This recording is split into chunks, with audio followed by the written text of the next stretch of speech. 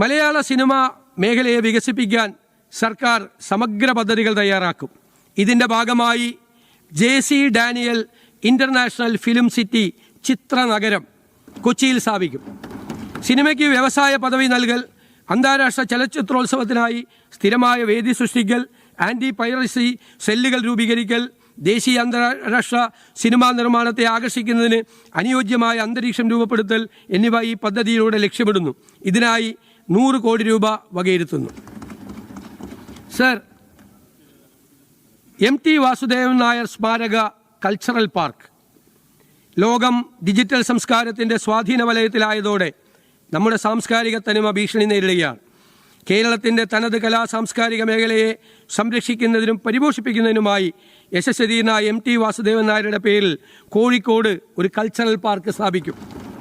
ഇവിടെ കഥകളി, കൂത്ത്, തുള്ളൽ, തെയ്യം, ഒപ്പന, മാപ്പിളപ്പാട്ട്, മർഗംകളി, അയിനിപ്പാട്ട്, ഗോത്രകലാരൂപങ്ങൾ എന്നിവ അവതരിപ്പിക്കുന്നതിനുള്ള സൗകര്യം ഉണ്ടാകും.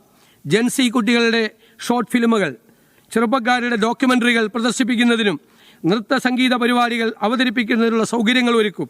ഇതിനു പുറമെ സിനിമാ തിയേറ്ററുകൾ, ലൈബ്രറി, ആർട്ട് ഗാലറി, ചരിത്ര മ്യൂസിയം, സാഹിത്യ ഭാഷാ മ്യൂസിയം, എഴുത്തുകാരുടെയും മറ്റു പ്രതിഭാശാലികളുടെയും ശബ്ദ മ്യൂസിയം, കുട്ടികൾക്കും വയോജനങ്ങൾക്കും പ്രത്യേക ഇടങ്ങൾ, വിശ്രമവേളകൾ കുടുംബമായി ചെലവഴിക്കുന്നതിനുള്ള ഇടം, ഫുഡ് കോർട്ടുകൾ, ബുക്ക് ഷോപ്പുകൾ, ആർട്ട് മെറ്റീരിയൽ ഷോപ്പുകൾ, ടൂറിസ്റ്റ് ഗസ്റ്റ് ഹൗസുകൾ, ഡോർമിറ്ററികൾ എന്നിവ സജ്ജീകരിക്കും. കലാസാഹിത്യ ആസ്വാദകർക്കും വിദ്യാർത്ഥികൾക്കും ഒരു വിനോദ വിജ്ഞാന കേന്ദ്രമായി ഇത് മാറും. ഇതിനായി 50 കോടി രൂപ വകയിരുത്തുന്നു. ഈ കൾച്ചറൽ പാർക്കിൻ്റെ നടത്തിപ്പിനായി കൾച്ചറൽ ടൂറിസം ട്രസ്റ്റ് രൂപീകരിക്കും.